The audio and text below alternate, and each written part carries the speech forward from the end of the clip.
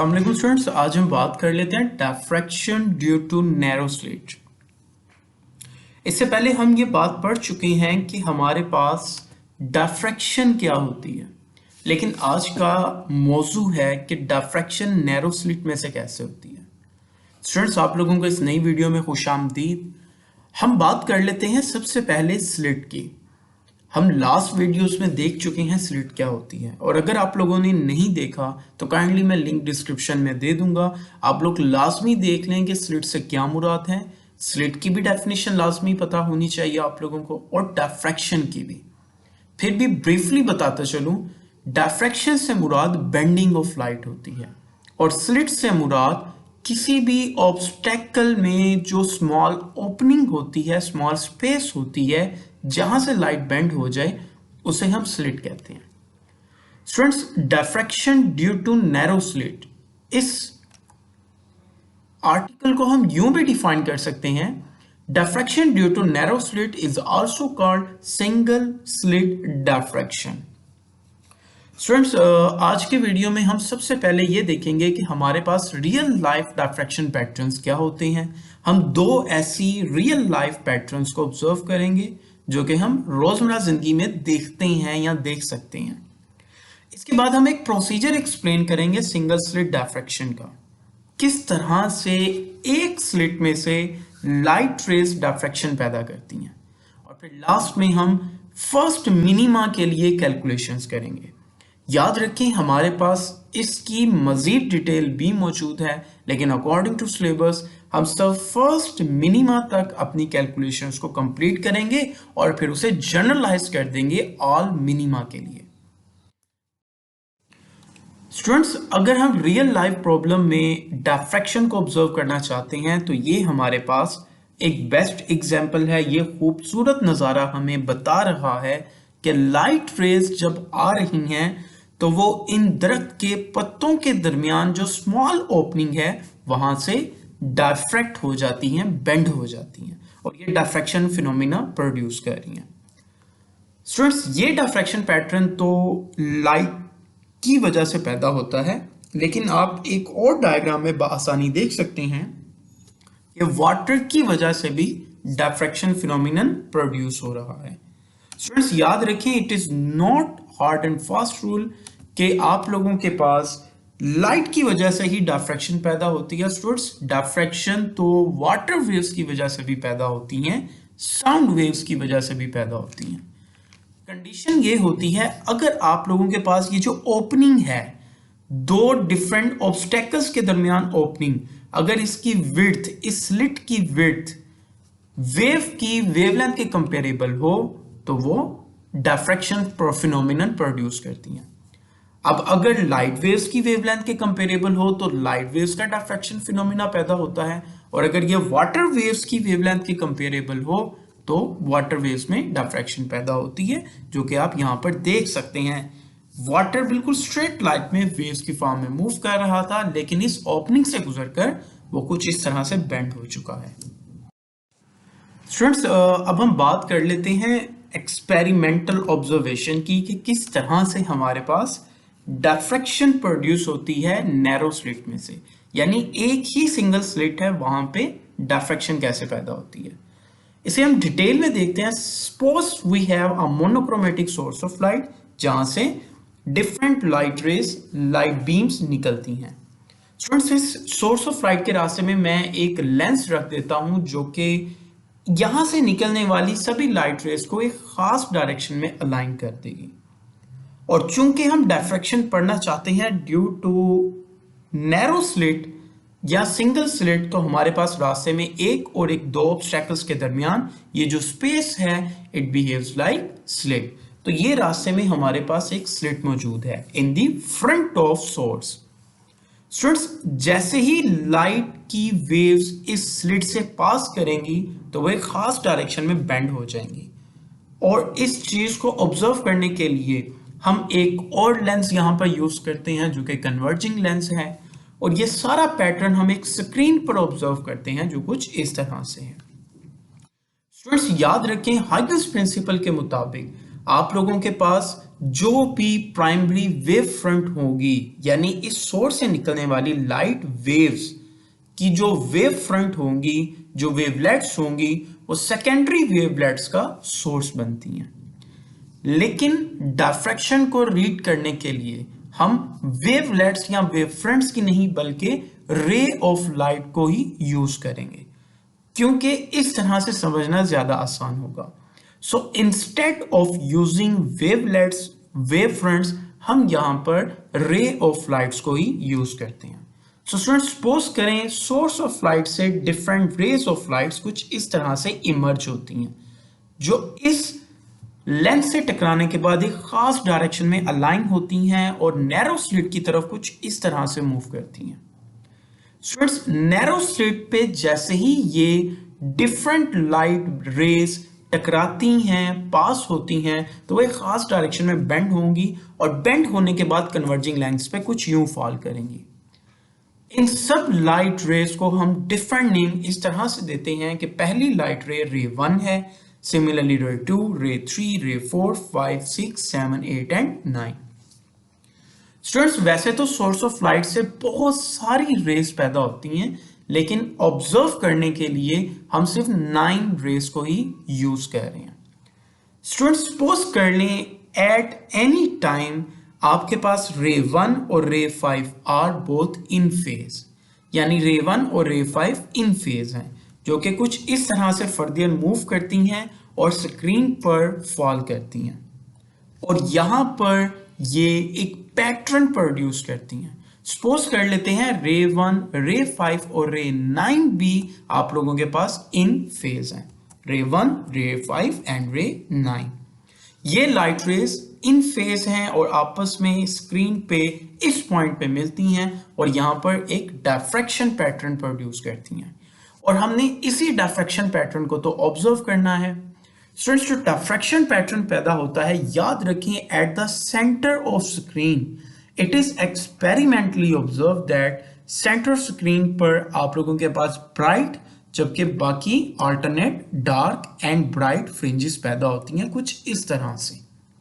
Students, ये one of the best explainable diffraction pattern है जो आप लोगों के पास सिंगल स्लिट से पैदा होता है।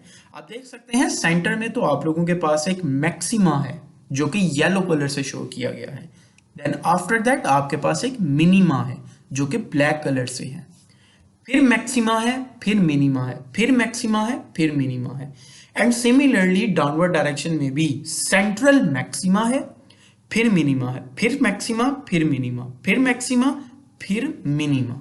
तो स्टूडेंट्स, ये one of the best diffraction pattern है जो कि ऑब्जर्वेबल है।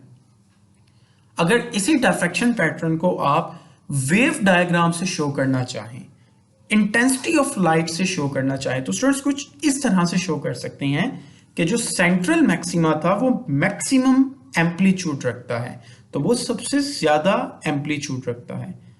इससे आगे आपके पास मिनिमा आता था, चले मैं डाउनवर्ड डायरेक्शन में शो कर देता हूं। इसके बाद मिनिमा आता था, तो देखिए वेव यहां पर मिनिमम एम्पलीट्यूड रखती है। देन अगेन नेक्स्ट मैक्सिमा, तो वेव का एम्पलीट्यूड अगेन बढ़ चुका है, फिर मिनिमा पे कम, मैक्सिमा पे ज्यादा, कम, and so on so forth. इसी तरह से आप ऊपर भी देख सकते हैं, आप लोगों के पास ये वेव अल्टरनेट मैक्सिमा और मिनिमा शो करती हैं। लेकिन स्टूडेंट्स, इस डायफ्रैक्शन पैटर्न में एक डिफरेंट बात यह है कि सेंट्रल मैक्सिमा सबसे ज्यादा बड़ा होता है और इसके बाद जैसे जैसे आप अवे फ्रॉम सेंट्रल मैक्सिमा जाते जाएं, नेक्स्ट मैक्सिमा कम होगा, इससे नेक्स्ट मैक्सिमा की विड्थ उससे कम होगी।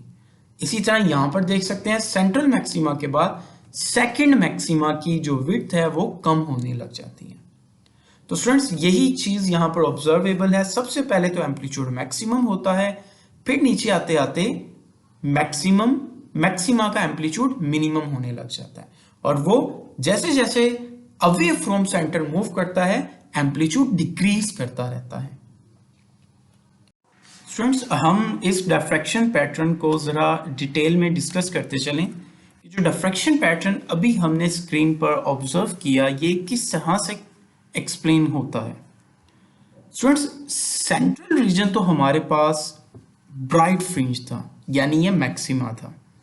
लेकिन आप देख सकते हैं इसके बाद जो मैक्सिमा आता है इसकी थिकनेस कम हो जाती है, and then after that maxima उसकी थिकनेस मजीद कम हो जाती है। सिमिलरली आप इस साइड पे भी देख सकते हैं, जैसे जैसे सेंट्रल मैक्सिमा से अवे जाते जाएं आपके पास मैक्सिमा की थिकनेस तो कम हो रही है, लेकिन स्टूडेंट्स ऑपोजिटली मिनिमा की थिकनेस ज्यादा हो रही है।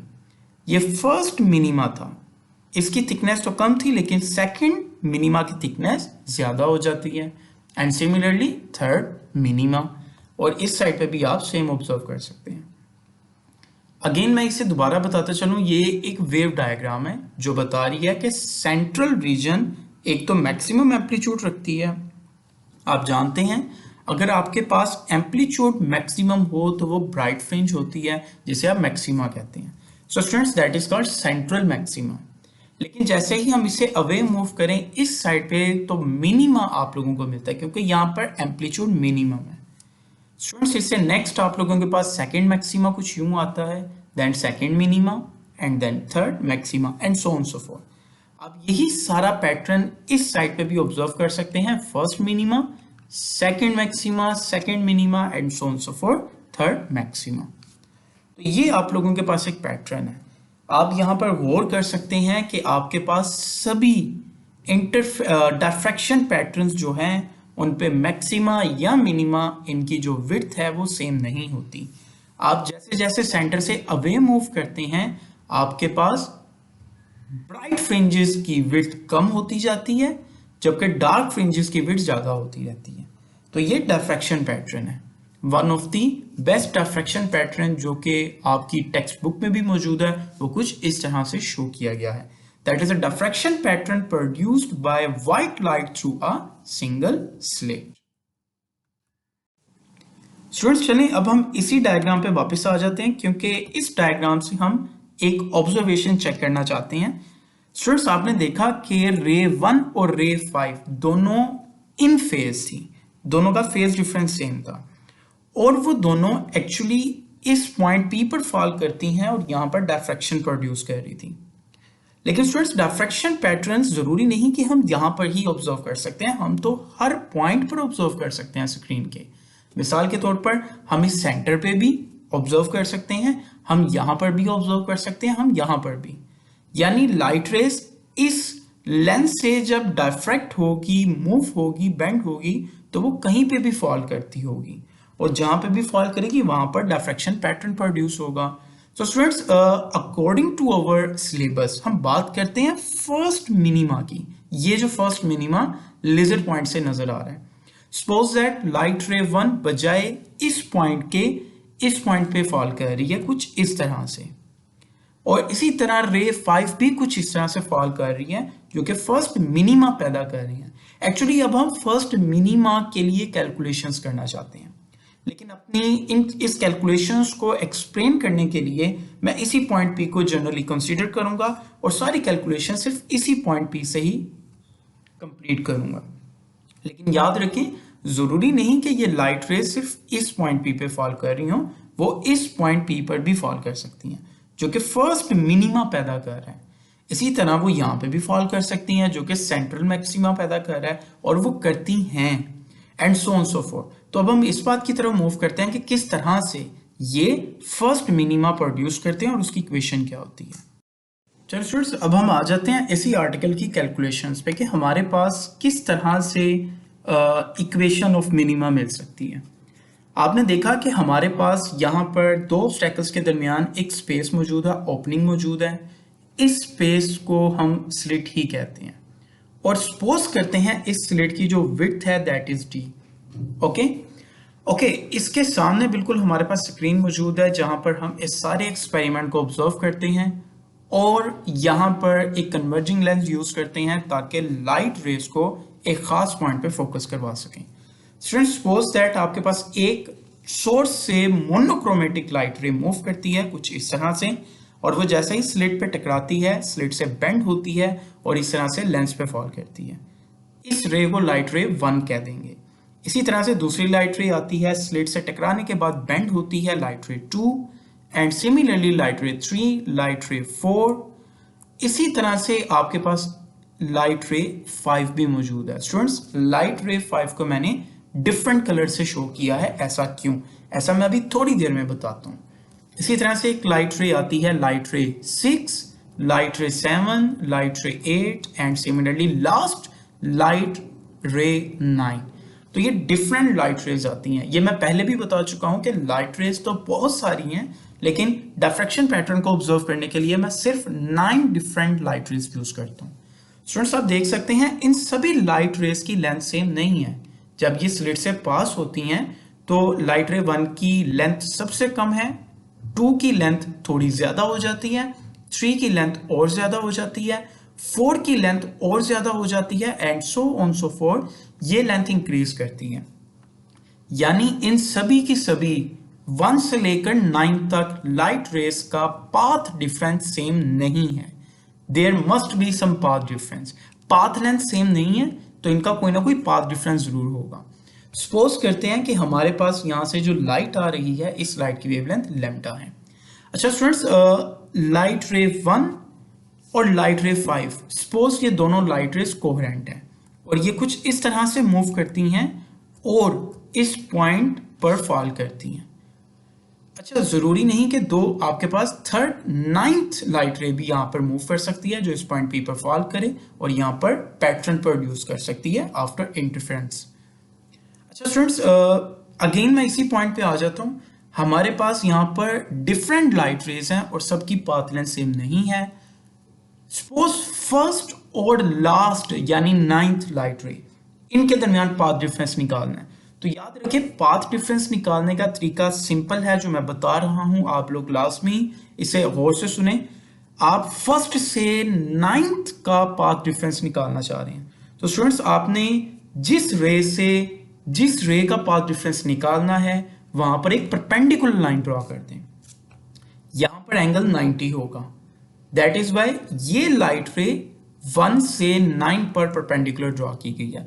तो फर्स्ट और लास्ट लाइट रे का जो पाथ डिफरेंस है वो कुछ इस तरह से होगा।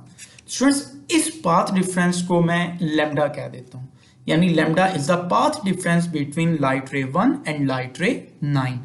अच्छा, आपने एक चीज और ऑब्जर्व की कि यहां पर मैंने फर्स्ट 4 लाइट रेस को ब्लू कलर से रिप्रेजेंट किया, जबकि लास्ट 4 लाइट रेस को मैंने ब्लैक कलर से रिप्रेजेंट किया। यानी मैंने यहां पर लाइट रेस के 2 पोर्शन बना लिए, एक अपर पोर्शन जो ब्लैक कलर का है और एक लोअर पोर्शन जो कि आप लोगों के पास ब्लू कलर का है। लेकिन दरमियान में एक सेंट्रल रे भी मौजूद है जो कि रेड कलर की शो की है, जो कि लाइट रे 5 है। स्टूडेंट्स, लाइट रे 5 बिल्कुल सेंटर पे मौजूद है। अच्छा देखिए, अगर तो लाइट रे 9 का पाथ डिफरेंस लैम्डा है तो बिल्कुल हाफ पे रेड कलर की लाइट रे 5 है। इसका पाथ डिफरेंस आपके पास इस तरह से होगा, चूंकि ये हाफ डिस्टेंस पे मौजूद है, यानी फुल डिस्टेंस पे तो लैम्डा थी ना, लाइट रे 9 के लिए पाथ डिफरेंस लैम्डा था, तो 5 चूंकि हाफ ऑफ द डिस्टेंस पे मौजूद है, इसके लिए पाथ डिफरेंस लैम्डा बाई 2 होगा। यानी इस पाथ डिफरेंस का हाफ जो कि लैम्डा बाई 2 आ चुका है। स्टूडेंट्स, आप इस पॉइंट को ए और इस पॉइंट को बी का नाम दे सकते हैं। यानी लाइट रे 5 का लाइट रे 1 से जो पाथ डिफरेंस है वो ए बी है और वो लैम्डा बाई 2 के इक्वल है। तो आप यहां पर एक ट्राइंगल कंप्लीट करने के लिए इस पॉइंट पर एक पॉइंट सी भी सपोज कर लें और अब आप देख सकते हैं कि यहां पर एक ट्राइंगल इस तरह से कंप्लीट हो जाती है। इस ट्राइंगल पे आप आसानी देख सकते हैं लाइट रे 5 और लाइट रे 1, इसके दरमियान ये ट्राइंगल ड्रॉ की है और यहां पर ए और बी ये पाथ डिफरेंस है लाइट रे 5 और लाइट रे 1 के दरमियान। अब हम जरा ट्रिग्नोमेट्रिक रेशियोज यूज करते हैं और इसे डिटेल में कैलकुलेशंस कर लेते हैं। चलें, अब हम जरा ट्राइंगल को लेकर कैलकुलेशंस कर लेते हैं। आप देख सकते हैं कि हमें एक ट्राइंगल मिल चुकी थी जो कि लाइट रे 1 और लाइट रे 5 के दरमियान बनी थी। लाइट रे 1 पर मैंने एक पॉइंट सी चूज किया, जबकि लाइट रे 5 पर एक पॉइंट ए और बी चूज किया। और आप जानते हैं ए और बी के दरमियान जो पाथ है वो पाथ डिफरेंस था। लाइट रे 1 और लाइट रे 5 के दरमियान जो पाथ डिफरेंस था वो लैम्डा बाई 2 था, जो कि ए बी है। अच्छा स्टूडेंट्स, आपने स्टार्ट में जब ज्योमेट्रिकली तौर पर देखा था तो आपके पास दो ऑब्स्टैकल्स के दरमियान जो स्पेस थी यानी स्लिट, इस स्लिट की विड्थ हमने डी सपोज की थी। लेकिन अगर हम इसके बिल्कुल सेंटर पे एक पॉइंट ए ले लें और यहाँ पर पॉइंट सी हो तो हाफ ऑफ द विड्थ क्या हो जाएगी, that will be D by two. यानी अगर टोटल स्लिट की विड्थ डी थी तो इसकी हाफ क्या हो जाएगी, डी बाई टू। सिमिलरली यही हाफ विड्थ मैंने यहां पर शो की है, ए और सी के दरमियान जो विड्थ है that is D by two. अब आपके पास ये ट्रायंगल कंप्लीट हो चुकी है। सपोज दैट पॉइंट सी पर हम एक एंगल थीटा इमेजिन करते हैं। थीटा के सामने वाली साइड आप जानते हैं परपेंडिकुलर होती है, जबकि सबसे लॉन्ग साइड आपके पास हाइपोटेन्यूज होगी। अब हम यहाँ पर ट्रिग्नोमेट्रिक रेशियो यूज करते हैं। By trigonometric ratio sine theta हमेशा इक्वल होता है परपेंडिकुलर ओवर हाइपोटेन्यूज, और यहाँ पर परपेंडिकुलर है साइड ए बी जो कि एंगल थीटा के सामने है, और ए सी साइड आप लोगों के पास क्या है, हाइपोटेन्यूज है। आप देख सकते हैं साइड ए बी इक्वल है लैम्डा बाई टू के और साइड ए सी इक्वल थी डी बाई टू के। स्टूडेंट्स यहाँ पर डी बाई टू डिनोमिनेटर में है, इसे यहाँ पर साइन थीटा से लाकर कुछ इस तरह से मल्टीप्लाई कर सकते हैं। यानी लैम्डा बाई टू तो यहीं पे रहा, लेकिन डी बाई टू को आप यहाँ पे ले आए एज इट इज।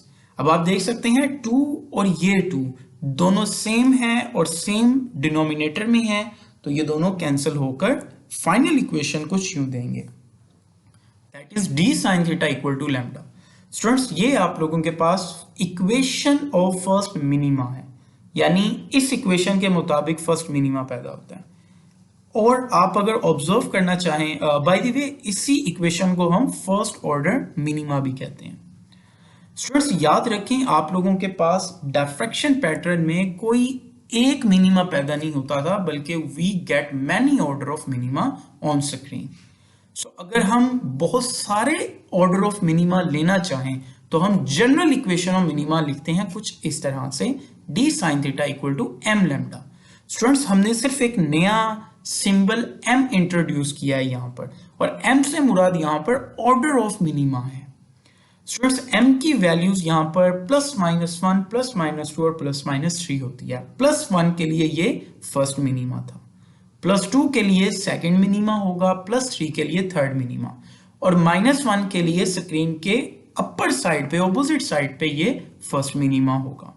यानी प्लस लेफ्ट साइड पे अगर है तो माइनस सिर्फ राइट हैंड साइड पर शो करेगा, यानी प्लस अगर लेफ्ट साइड पे आ रहा है तो माइनस राइट हैंड साइड पे मिनिमा शो करेंगे।